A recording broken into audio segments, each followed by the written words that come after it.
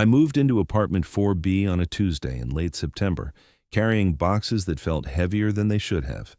28 years old, fresh out of a relationship that had slowly suffocated under the weight of everything we weren't saying to each other, and desperate for a fresh start in a city where nobody knew my story. The building was one of those old brownstones in the West Village, the kind with creaky floorboards and radiators that clanged like they were having conversations with each other. My apartment was small, but flooded with afternoon light, and I remember thinking that maybe, just maybe, I could rebuild myself here. The first time I heard the piano, it was dusk.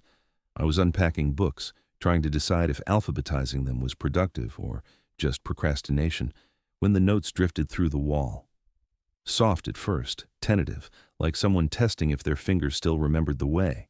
Then stronger, more confident. It was Chopin, I think, one of the nocturnes.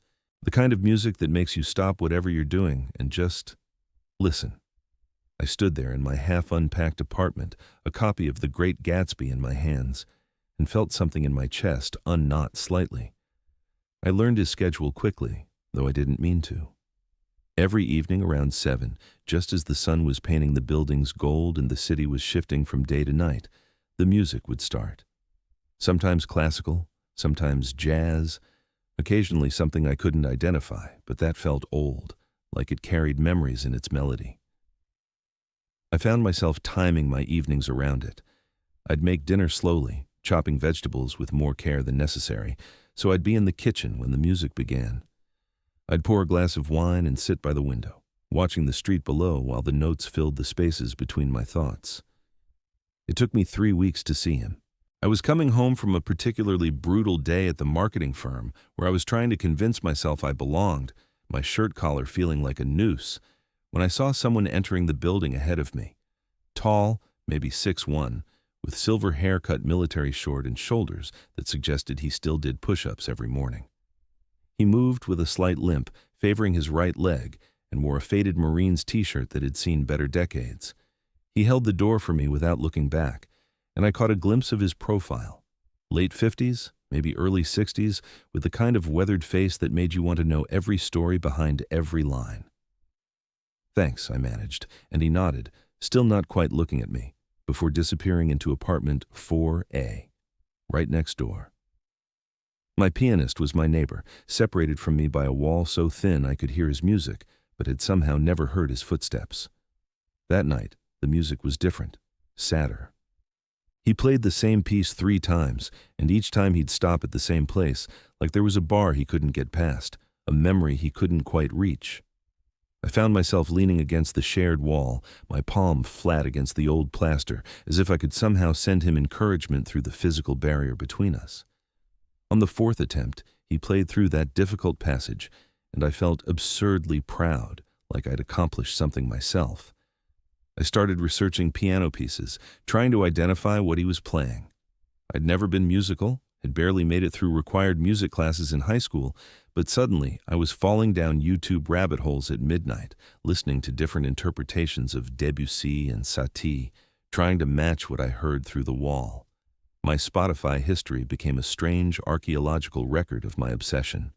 Clair de Lune, The Entertainer, What a Wonderful World, Autumn Leaves. Each piece felt like a clue to who he was, what he was feeling, what he'd lived through. We developed a strange, unspoken routine. I'd hear him leave in the mornings around 6, his door closing with a soft click that I'd learned to distinguish from every other sound in the building. He'd return around 5, and I'd hear the faint sounds of him moving around his apartment, the rush of water through old pipes, the scrape of a chair. Then, at 7, the music. Some nights it was joyful, almost celebratory, and I'd find myself smiling while I worked at my laptop. Other nights it was melancholic, and I'd sit very still, hardly breathing, feeling like I was being trusted with something private and profound. I saw him in passing sometimes, at the mailboxes where he'd nod at me with those serious eyes that seemed to see more than they revealed. In the lobby, where once he held the elevator for me and we stood in silence for 5 floors, the air between us heavy with words neither of us knew how to say. I noticed small things. The way his hands were scarred and strong. Definitely a pianist's hands, but also a soldier's.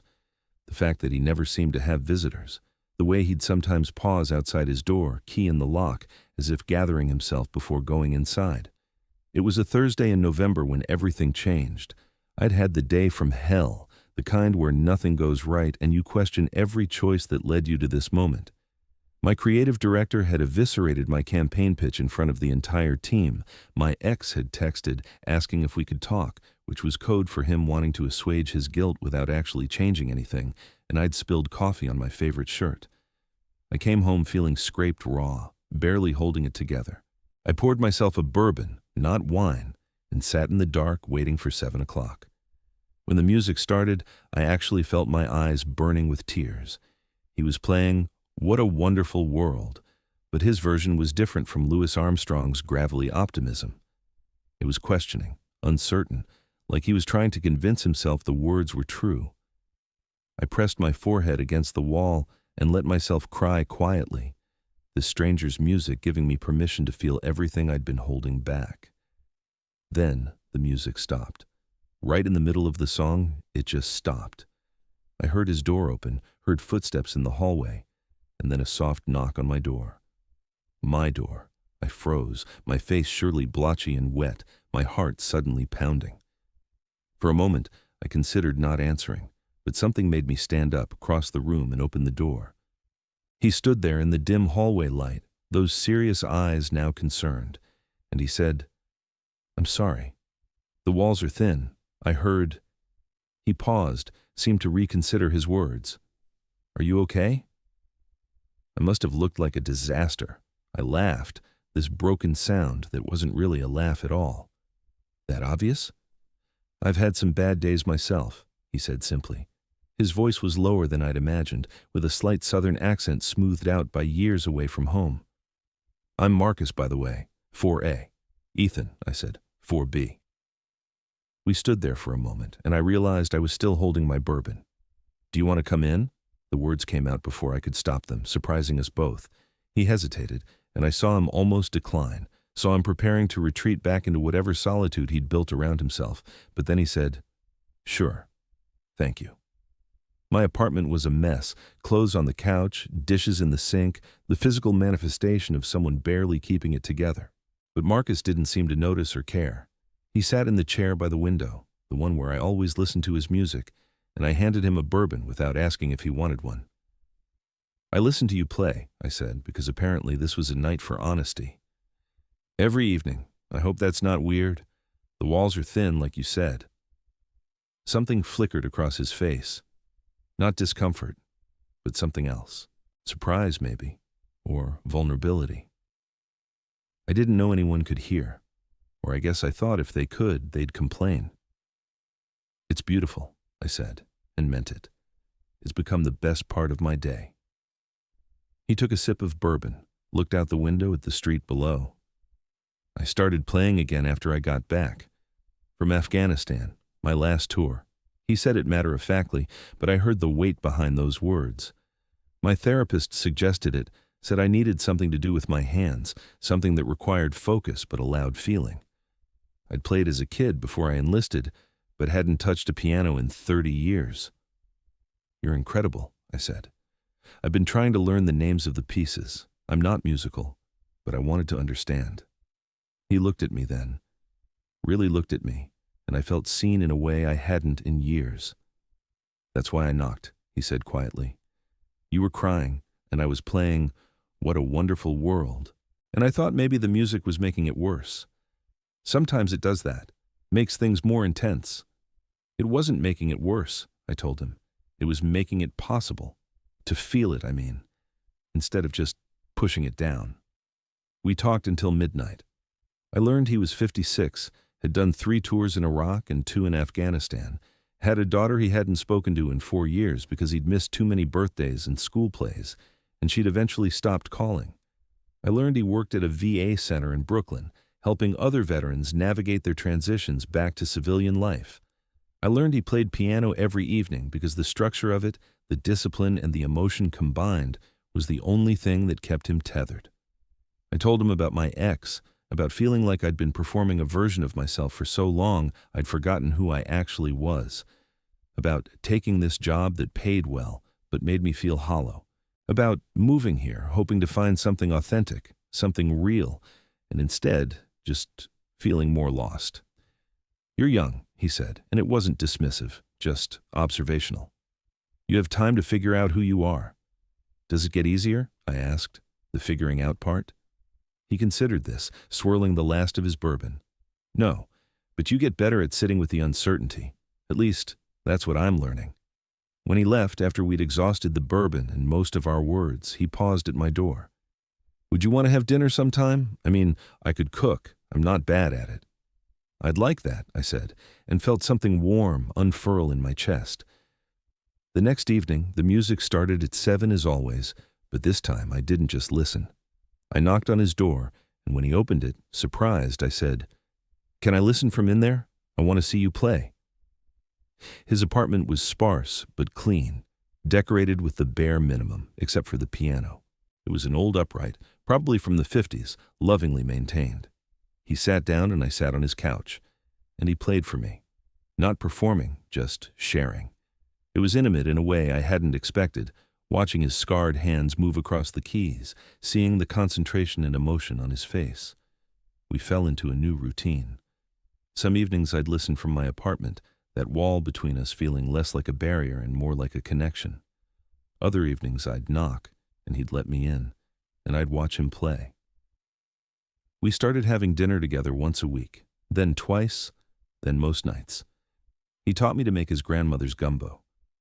I introduced him to Thai food, which he approached with military caution before admitting it was excellent. We didn't talk about what was happening between us, how my hand would linger on his shoulder when I brought him coffee, how he'd stand a little too close when showing me how to chop onions properly, how the air felt charged whenever we were in the same room. I think we were both afraid that naming it would break whatever spell we were under.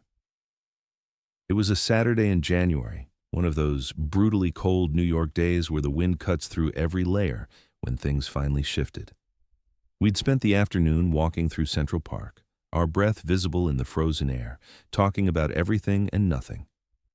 Back at his apartment, he made hot chocolate with whiskey, and we sat on his couch, closer than necessary, warming our hands on the mugs.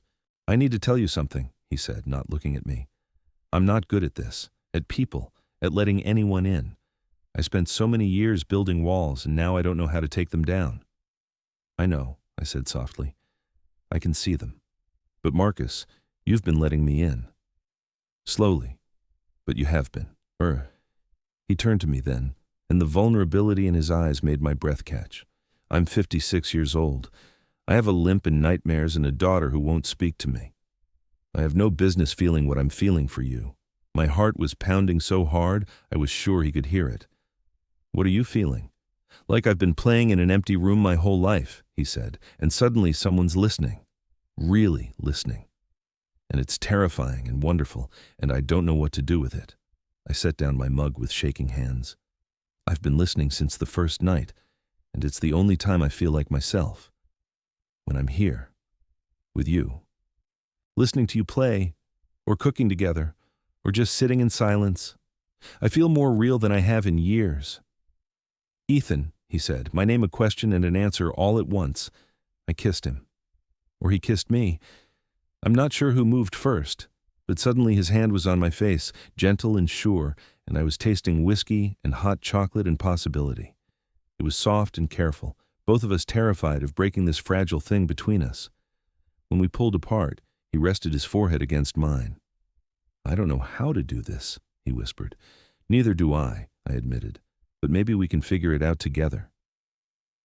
That night, he played for me in a way he never had before. Unguarded, vulnerable, every emotion laid bare in the music. And I listened, truly listened, understanding finally that this was how he spoke when words weren't enough. This was him saying everything he couldn't articulate, everything he was afraid to voice. We're still figuring it out, Marcus and I. Learning each other's rhythms, navigating the complexity of two people who've both been broken in different ways, trying to build something whole together. He still plays every evening at 7, but now I'm often in the room with him, watching his hands move across the keys, feeling grateful for thin walls and beautiful music and the courage it takes to let someone hear your song. Last week, he played me something new, something he'd written himself, he said, though he was embarrassed to admit it. It was beautiful and imperfect, hopeful and uncertain, and it sounded exactly like what we're building together. When he finished, he looked at me with those serious eyes that I've learned hide so much tenderness and said, "I wrote it for you. For us." And I understood then that love isn't always the grand gestures or the perfect words.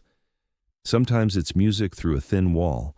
Sometimes it's showing up when someone's crying and offering your presence instead of solutions. Sometimes it's letting someone see you play, really play, with all your mistakes and all your beauty. I'm still at the marketing firm, still figuring out who I want to be, still working through the damage of my past. Marcus still has nightmares sometimes, still carries the weight of things he saw and did in the desert, still hopes his daughter will call. But we have this.